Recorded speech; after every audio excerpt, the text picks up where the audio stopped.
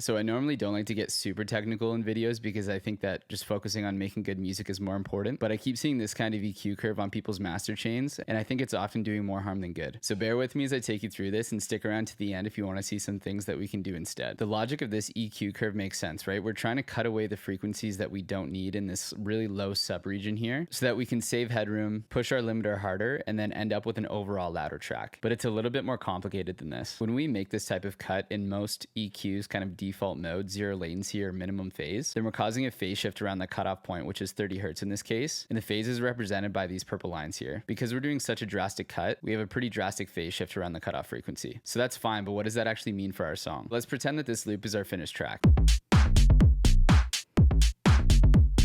If we apply this EQ curve, freeze the channel, and then drag it down to a new channel, let's compare the waveforms. We can see that the waveform looks different. If we take a look at like this peak here, this part here, this section here compared to this, the important thing is there's actually been an increase in volume with the process loop. So if I play these two back to back and I deactivate the EQ curve on our original channel here, let's take a look at where these two channels are peaking.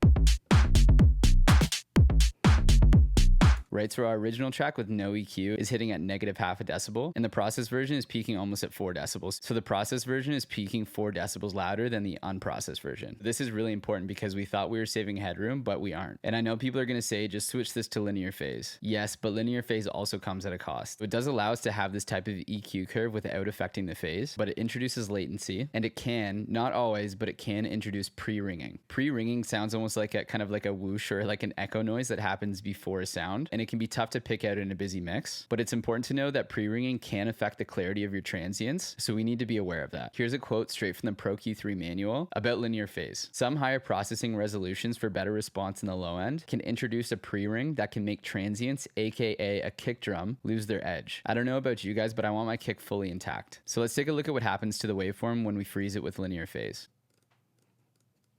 The waveforms are a little bit different again, and I can tell like the transient here is a little bit different. You can tell that this section in here is a little bit different. This section here is a little bit different, but it looks like it's less drastic compared to the zero latency mode. Now let's compare the volume again.